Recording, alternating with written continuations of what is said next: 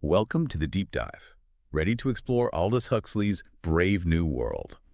You know the drill. You've given us some thought-provoking excerpts, and we're here to unpack them. Yeah, Brave New World. It's a fascinating read for sure. Kind of unsettling though, right?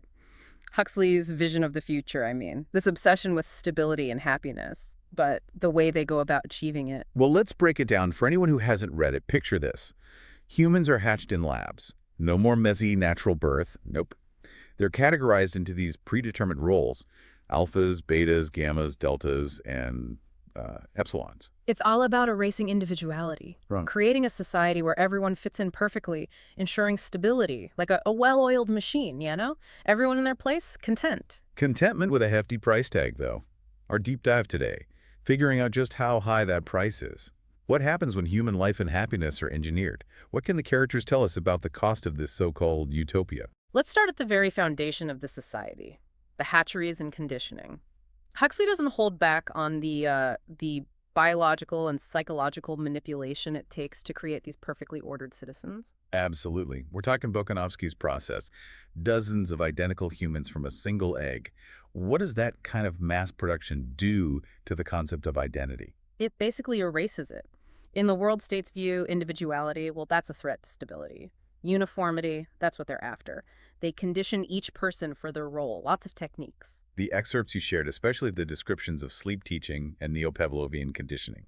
It's kind of creepy.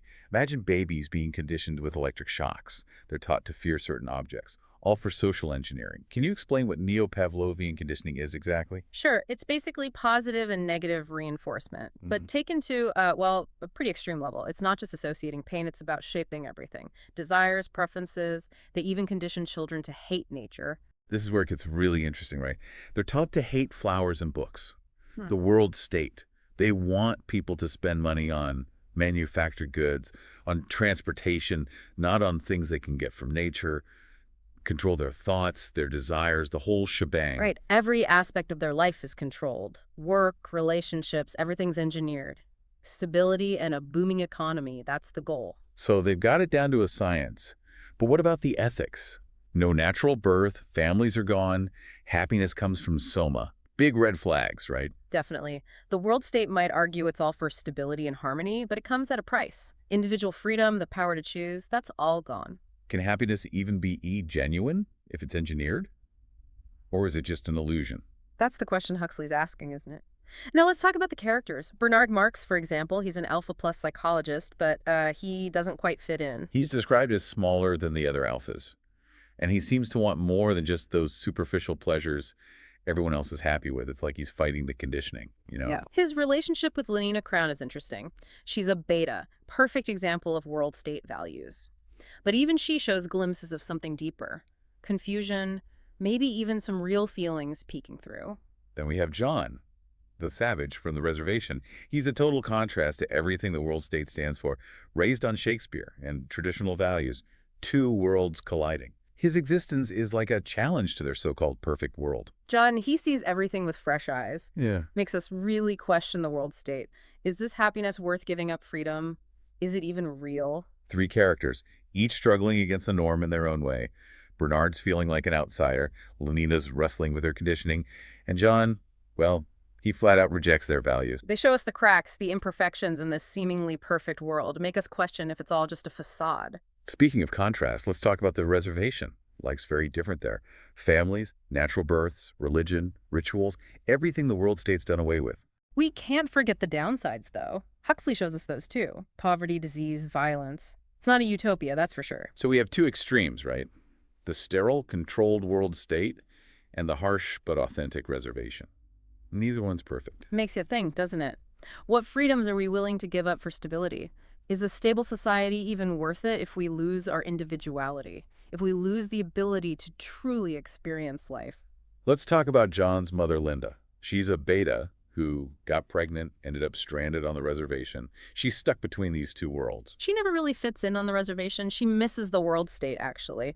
Relies on mescal, local alcohol, to cope. Very different from soma, which numbs everything unpleasant back in the world state. Which brings us to soma, the ultimate escape drug. Keeps everyone happy and complacent, shuts down any dissent or discomfort. Soma keeps the citizens in check, Keeps them content with their superficial little pleasures, keeps them from asking those bigger questions about life. John's reaction to Soma is telling. He sees it as a crutch, a way to avoid reality, to avoid feeling the full spectrum of human emotions, a society that prioritizes comfort above all else. Scary thought, right? Yeah, his rejection of Soma highlights that conflict. The world state's obsessed with happiness, but John wants something more. He wants authenticity, he wants meaning, even if it means pain. Okay, so we've covered the hatcheries and conditioning, the characters, the reservation, and Soma. It's all interconnected, right? This complex picture of a society trying to find the balance between control and freedom, happiness, and truth. At the heart of it all is the world controller's philosophy. He believes they've achieved perfection, a world without pain, suffering, conflict. But is it really perfect? Can a society be happy if it's built on ignorance and control? We've barely scratched the surface, though. We've laid the groundwork, but there's so much more to unpack. In part two, we'll dive deeper into specific scenes, analyze Huxley's language, and examine that conflict between John's desire for meaning and the world state's pursuit of happiness. Welcome back to the deep dive. Still with us as we explore Huxley's brave new world. You bet. Last time we laid it all out. How their society works, the characters trying to find their place. Now let's get into some specific scenes to see how those ideas really come to life. Let's go back to that scene in the fertilizing room. Remember, the director's explaining Bokanovsky's process, human life, all starting in test tubes. Pretty wild, right? It's so clinical the way they talk about it. Viviparous reproduction, they call it. Like it's something primitive, something disgusting. Sex and procreation, they've totally separated the two. Sex is just for fun, no consequences. Total control over reproduction. The world state, they've gotten rid of the family, the whole idea of parents. Too messy, too emotional. Could disrupt stability, you see. Control, that's the key, isn't it? Reproduction, emotions, thoughts, everything. Yeah, exactly. And death, they control that too. Think about the scene with John and his dying mother, Linda, in the hospital. Powerful stuff. Tenderness, rage, despair. It's all there. John's reaction. Those nurses and doctors, they treat her like a number, just another body. He sees how they've dehumanized death. No meaning, no rituals, just another process. Total opposite of what John's used to on the reservation. They're death rituals. World state death is just efficient. It's part of the system. No grief, no mourning, no time for any of those messy emotions that come with loss. Nope, can't have that. John, he loses it in that hospital scene. First real act of rebellion against the world state. He sees the injustice. He wants something real, something more. And then he tries to liberate those deltas, throws away their summer rations. Yeah. Another act of rebellion, even though, well, it doesn't really work. Shows you how powerful the conditioning is. The deltas, they need that soma. Don't see it as control, just pleasure, escape. They're not ready for freedom. They're happy, or at least they think they are. John's introduction to Shakespeare, those excerpts you shared, that was a turning point for him, wasn't it? This whole new world of language, emotion, things he's never experienced before. Shakespeare gives him the words to express what he's feeling. Those complex emotions the world state tries to bury. And he sees the power of art, art that challenges the status quo. If art is that dangerous to their system, what does that tell you about the system? Makes you think. Right? They know it.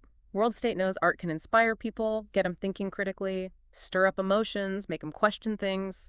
Can't have that. Not in their perfectly ordered world. It's like night and day compared to those conversations between Lenina and Fanny. Gossiping about clothes, boys, fitting in. Seems shallow at first. But you look closer and you see the pressure, social pressure, how they're supposed to act, especially in relationships, sex, all that. Their motto, everyone belongs to everyone else. That's a perfect example. Monogamy. Strong emotional attachments. Nope, can't have that. Disruptive. Could destabilize the whole system. Makes you wonder if they can even experience real love, intimacy. Are they even capable of deep connection? Or has the conditioning shut all that down? Connections. Speaking of which, let's go back to the reservation for a minute. You described those rituals, the harsh realities. It's a different world. It's beautiful and brutal at the same time. Huxley shows us that. Connected to nature, to their traditions, to the full range of human emotions. The good and the bad. But it's not all sunshine and roses, right? Poverty, disease, violence.